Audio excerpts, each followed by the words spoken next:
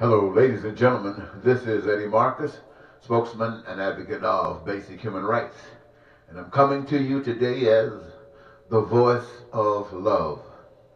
First, I'd like to say to you that God loves you, to each and every last one of you who hear my voice. Regardless of your status in life, God truly, truly loves you, whether you believe it or not. I'd like to talk to you today on the subject matter, the failure of America's socio-economic system. You know, when we think about that, there are certain things that cross our mind. And they basically refer to employment. It talks about education and health care. Talks about housing and transportation and things of this nature that are so important. And I'd like to start off by saying, when I talk about employment, let me talk about unemployment to start. Citizens cannot meet their basic needs when they are unemployed. The basic needs for survival. Well, with low income, inadequate wages, or welfare, this will help, but will not be sufficient. In fact, it will be labeled as poverty. And as a consequence, ladies and gentlemen, the citizens will engage the black markets. They will gamble, prostitution would be on the rampant, trafficking in drugs, cheating and stealing, robbing, lying and killing, terrorizing, gangbanging, fraud, hate, envy, anger, and probation, jails, and prisons. These will be the result when you have a system, systemically, where we have unemployment and inadequate wages for those who are employed. Some of the other negatives will be education and debt. No health care or poor health care. No housing or substandard housing. Poor health habits. Limited means of mobility. Very little or no recreation. Now let's change that from unemployment to employment or careers of choice. For many, it will include high-ending jobs for many. Education will be unlimited and unrestricted. Health care from the womb to the tomb. Housing of choice, style, and location.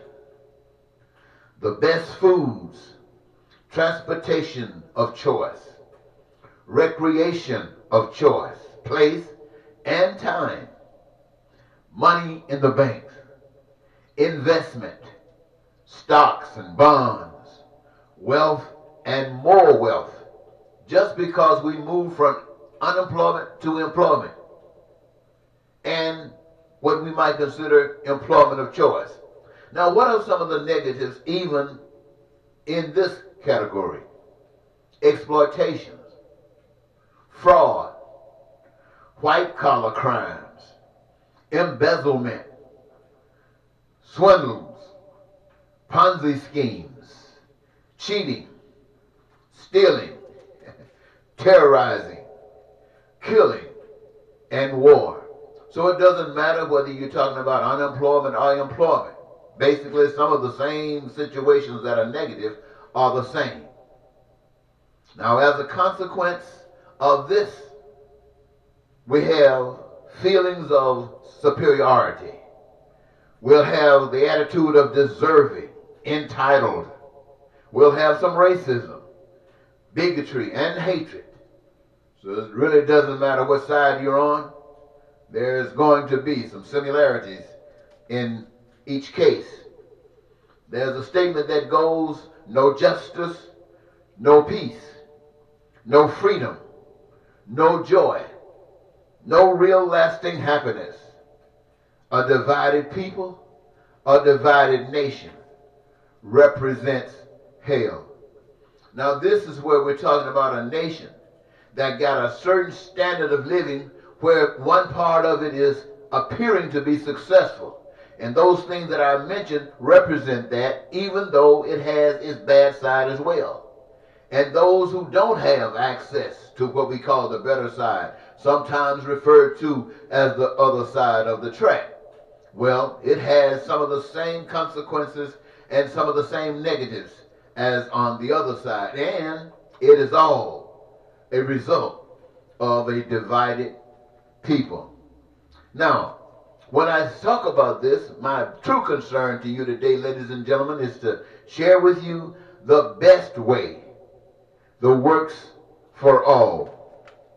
You see, the way to peace, the way to freedom, the way to prosperity, the way to joy and happiness for all is key.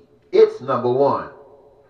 Here, the nation's citizens must acknowledge that all natural resources within the continental borders of the USA and its territories and peninsulas are for the benefit of the people. Now that's a change in mindset. Not who got here first and who grabbed it first and how much they grabbed. It's going back to the truth that everything belongs to the one that made it. And since no human being made any of these natural resources, they belong to anyone who have access to them. Now, what do we do with this? Every citizen, my friends, engages themselves in the creative process. The creative process of amassing the goods and services determined essential for survival and satisfying their wants, their needs, and desires. Now first, all employable individuals choose careers of choice. That was the good thing that I spoke of a moment ago. No more unemployment, no more of this low wage and inadequate wages. We say that they choose careers of choice. And these careers have already been established to meet the needs of the citizens as is presently done, but by those that love said careers and create great abundance. Secondly, education is made available and accessible to all, free. To those that need additional education and training to master their career choices. All education at every level is free to all that wants it, unlimited and unrestricted. The science says and technologies, everything is included. Next, we have health care, free for all, from the womb to the tomb. Next, we have builders of every sort, housing, community infrastructures, schools and malls and libraries and factories and plants, bridges and dams and cars and boats and planes and rockets and spaceships and submarines and landscapers and roads and so many others. But next, let's refer to food of every sort. Farmers, fishermen, ranchers, fruits and vegetables, all things that come under food. This is, my friends, accessible as a career of your choosing. Next, the arts, every phase, painting, music, dance, acting, speech, reading, singing, sports, football, baseball, tennis, golf, rodeo, etc. This process includes all the departments necessary in every phase of our new society. That means that whatever I've just mentioned, they break down into departments. And every department is considered essential in the production and the authority of that particular area. And everybody in it is responsible for a duty that they love doing. And as a consequence, you might want to know something else about that. How would it work? Well, of the 300 million plus citizens, these are enough. And out of that 300, there are enough people available to engage in every choice career to produce an abundance of various goods and services that no citizen, not one, will have an unfulfilled dream. Every citizen participates in the creation and production, making each one co-owner of all that is produced at the hands of the Americans. Thus, each one accesses the reservoir as choice and desire dictates. All financial debts, domestic and foreign, are to be forgiven, and trade with other nations will have to be renegotiated. There is no further need of banks, no need of debt, no need of money or taxes.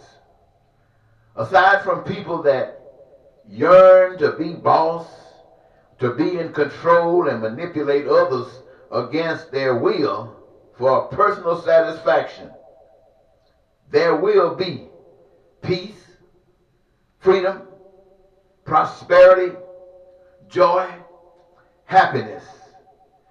This, my friends, is a foolproof way of meeting the dreams and aspirations for American citizens. No crime, no violence, no cheating, no stealing, no hating, no racism, no bigotry, no terror, no killing, and no war. This is a sure way of achieving this outcome that the citizens have agreed on and set out to get. There may be other ways to achieve this conclusion. I don't know what they are or whatever they may be, but I'm listening. When the Space Shuttle Discovery was launched, America said, wow. So will it be when you strip yourselves of the misinformation and discover that God and love are one, you will say, wow. Now, ladies and gentlemen, in America, we try to say we want to follow the Constitution. We say the Constitution is the guidelines that we as our nation's people will follow. And you say they have been well. I want to say to you at this moment, ladies and gentlemen, that just like you are familiar with the Constitution, most of you are familiar with God. And I've heard people ask me, well, what God are you talking about? I'm talking about the special God, the universal God, the one God, not the God that you made up to protect you and hurt others. But I'm talking about the God that is responsible with love for every individual, not just in America, but on earth. Whether you're black or white, male or female, young or old, this God loves each of you equally, even if you are a Jew, whether you are a fake Jew or the real Jew. God loves you all, no one any more than the other. And if you are a nationalist, a white nationalist, a hater that's been hating all your life because you were trained to do that, and you have picked up guns and you've killed people, I want you to know that the God, the universal God, still loves you. You have just been misguided. And that's why I'm here, ladies and gentlemen, to stand up before you. And I want to tell you that you as American people are divided. You have been deceived. God still loves you. You have two sides of the same coin. One Republican, you got your sense about how things should be done. One Democrat, you got your sense about things and how things should be done. And each of those things, whether on the right or the left, are wrong. They keep you divided. They keep you in a position that you cannot receive the blessings, the true blessings of love. My message to you, ladies and gentlemen, is that a house divided against itself cannot stand. You yourselves have said that millions of times. So what that means you have to come together as a people. Whatever was used to separate you, whatever that deception was, if it meant that you were superior to others, if it said that you were more entitled to others, forget all that stuff, because you see now that you are not. Those of you who are Republicans, you see exactly what Donald Trump and the Republican Party that you are backing. You see that, and right now, to you, it's what you want. Even though it might not be right, even though it might hurt somebody else, you don't care. You want it. A house divided. And those of you on the Democratic side, you're trying your best to find someone who can be just as bold as Donald Trump or whomever the Republicans have as their representative. You want one equal. And at the same time, you must acknowledge that the history of this type of division has not worked well for the people.